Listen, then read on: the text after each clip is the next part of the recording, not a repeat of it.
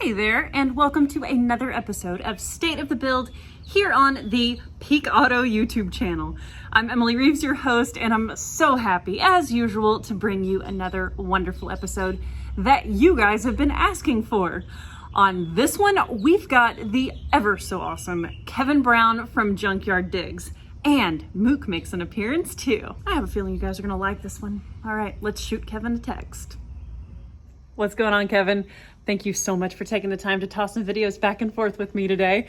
I'm pretty stoked for this episode because every time you post pictures of that LeMans on Instagram, I'm like, I need to go look at the story of this car. Was this one of the traditional revival finds that you had, or did you have history with this car? It's just looking so cool with those beefy tires. Oh my gosh, it takes guts to do that, you know. I know you get a lot of hassling for making that car look like that. Tell me the rundown. Emily, man, it is great to hear from you. It has been a while. I'm here at the shop with Mook. She's over here packing some shirts right now. Yeah, the LeMans. So this is, like you mentioned, our 68 LeMans that was built with the Gambler 500 inspiration in mind. This thing sits on 31-inch beadlocks, big old meaty tires. This was a car that was parked in the late 70s after being T-boned by a station wagon and made undrivable essentially because they couldn't get in and out of it. So they parked it next to a river in my hometown where it got flooded like 3 or 5 times. So this car has been underwater a bunch. We drug it out, brought it home, had some initial plans that fell through, and then eventually became inspired by the Gambler 500 to build this badass LeMans. I'm so glad you rescued it. I bet everyone that lives in your town knew that it had been flooded so many times and just deemed it junk. And of course, we don't care if people think it's junk. It's an awesome car. Oh, that's so rad. So have you done suspension work on it to accommodate the tires, or do you plan to do suspension work? What's the status there? Yeah, being from our hometown, it's pretty neat that this car came from where I came from. Everyone had seen it out there for years, and everyone knew it had been flooded, except for the guy who sold it to me, who swore up and down it wasn't. And then we popped the valve cover off in that epic moment when it was just like a bag of Cheetos inside. That was a mess. Anyway, you mentioned suspension. Yeah, we had to do a lot of work to make this clear, and we're still having troubles. As you can see, we got to do a little more clearance in to get stuff out of the way. Bring you up underneath. Things are pretty simple up front. We have 454 Chevelle heavy springs and shocks with a full disc conversion kit to hold the extra weight of the big block, which ended up being only 25 pounds heavier than a small block Chevy, since that is a 455 Buick. And then in the rear, we have a quick performance 9-inch Ford rear end and full QA1 suspension. And that is all there to help us get that extra ground clearance to clear these 31-inch tires on a stock chassis. Yeah, dude, that suspension looks stout, especially that rear end setup. Awesome. So I wanted to tell you that I love the fact that you went back with an old school big block, because as I'm surrounded by LS engines, it's so much cooler and you get so much more street cred for going with old school power plants like that. Good going there. So have we adventured in this car yet? It's drivable, right? Maybe it isn't. I can't remember if I've seen you driving it. P.S. I love the license plate fender flares. I think I should do that on Roxy. Maybe not. They move. We have indeed adventured this car before. In fact, we'll go over to the fan favorite license plate fenders over here and show you exactly what it was we did on our maiden voyage. In one of our more recent videos, we actually brought this car out of storage for sitting for a year and finished the build, and then took it down to a party with some notable figures in Des Moines and absolutely shredded these 31-inch BFGs where there's essentially nothing left now. So that was a lot of fun. It is drivable right now. We're not driving it because while doing that, we probably got a little too much G-force going in a circular motion and pull all the oil away from the pickup. And we ended up wiping a couple bearings on the bottom of this 462 Buick. So we need to do a quick bearing roll, and this thing should be back in action and hopefully ready for Power Tour this year. Oh, y'all are gonna do Power Tour. Look, there's your friend Finley. Kevin met Finley when we went and picked up Garfield locally to him. And so we all got to do like a collaborative episode, and Finley got to hang out with Kevin. I'm sorry Moog wasn't there. That would have been awesome if we'd all gotten to hang out. Hi Moog, you popped in for a second. Lots of people have requested to see you and your builds too, so maybe we'll have to do a follow-up episode with you, sister. Hi Emily! Yeah, I can pop in for an episode and show off my 78 if you guys would enjoy that. Over there past the cracked screen and glare. Yeah, he's got a flotation device on him because he doesn't want to be flooded again. Yeah, we have a thing with flooded cars, don't we? Oh yeah. Moog, I think it would be awesome to do an episode on your truck. I really dig it. I love the colors on that one. And I always like to have the ladies join me on the series. All right, Emily, you've got my contact information, so just hit me up. For a Mook episode. Yeah. That'll be chaotic. Yeah. So, y'all are planning on Power Tour. Of course you are. We have been non-committal for what we're going to be doing this year. So we don't know if we're going to be on Power Tour yet, but that is such an amazing event. Holy moly. Okay, need to work on the motor a little bit, refresh those bearings after they were assaulted. I need to go watch that episode. Clearly I've missed out on that.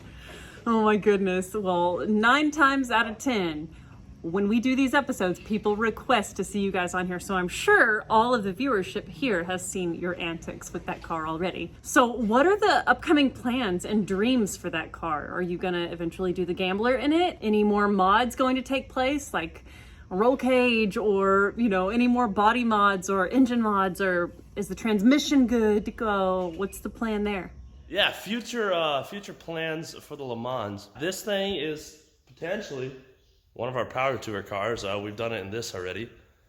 This one's probably up next. We do have a pile of options. We've got all this stuff as well. This right here is a 73 Torino we haven't done a video on yet. And that right there is this week's video. That's a 35.5-foot limo that was parked for 20 years. Good stuff coming up there. But as for the Le Mans, for future mods, we do have a few things we need to address yet, like the fact that the door is held on with a bungee cord. Show them how it's done. Oh yeah. Well, here, I'll demonstrate. The first thing you do is slide into these awesome Corbeau Baja racing seats, and then note that there's no roll cage yet, or seat belts, therefore. And you grab your strap here and just, yeah. That's good enough right there. So yeah, future things to come up are we need a door latch. We need a roll cage so that we can have seat belts, and to stiffen the frame a little bit because it's a bit soft after being flooded. Minor details. We want to get some kind of interior rolling in this thing. Maybe do some performance upgrades to the motor when it comes out. Put a cam in it.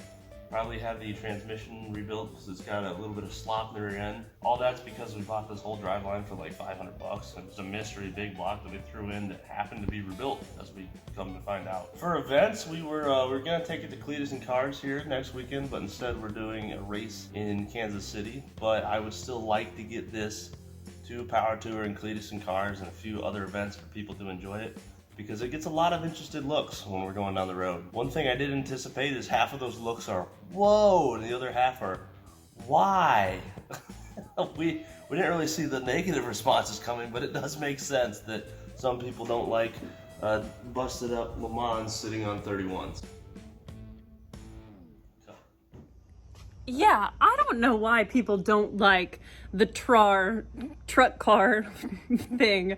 It's cool, especially if you have the element of doing a body chassis swap. Like if there's 4-wheel drive with a classic car on top. I mean, I can understand how some people are like, you ruined it, when it's like something like a Camaro or a Firebird or something that's like those really prime generations. I can sort of get that, but it's uniqueness. It's cool. I say to each his own, and I really dig that car. Yeah, I've seen the 4x4 swap under these before, and I wanted to keep the stock chassis and really make this one a lower amount of fabrication and more attainable, because we're all about attainability here, for other people to do as well. Like, not a lot of custom fab in that. You don't need the fancy suspension and axles. It can all be done with stock parts. maybe we will see you guys on Power Tour this year, but we worked on the Bronco a bunch this year, so we want to do some off-road stuff. Maybe some trail riding with the 2 vehicles, one 4-wheel drive, one 2-wheel drive. That'd be pretty sweet. We can pull you out if you get stuck. As for your Bronco, I forgot about this. We have identical Broncos. That is also a 73, which was also red, and also an automatic with a 302, which if I remember right, that's exactly what your guys' is. Maybe we should have a dueling Bronco event. I know, dude. I love it. You know, when we first started texting about doing an episode, I sort of hoped that you would want to do one on the Bronco, but I understand that you haven't done much work to it, so where would the conversation go? But I am totally down for doing an episode together with our Broncos once you get yours on the road. We need a lot of suspension under ours. It's really junky and bad. And drum brakes. We need disc brakes too. But you know how projects are. They're never done. Oh my gosh, I love it. So yeah, we'll have to see if anything comes of that. I really, really appreciate you guys taking the time to toss some videos back and forth with me.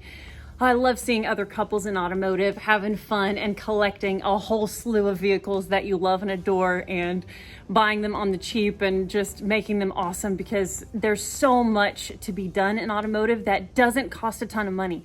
It's like you can have such an amazing experience with such little buy-in, and I think not enough people do that. But it also takes the follow through to actually make the junk run so that you can go experience it and create memories. So props to you guys. I love what y'all do, and I'm so proud of your success. Thank you again for taking the time to make some videos with me. Thank you guys very much for having us on the episode. It was a fun time to explore a little bit of Le Mans, get people caught up on what's going on here in the new shop and the new home of Junkyard Digs and Junkyard Mook.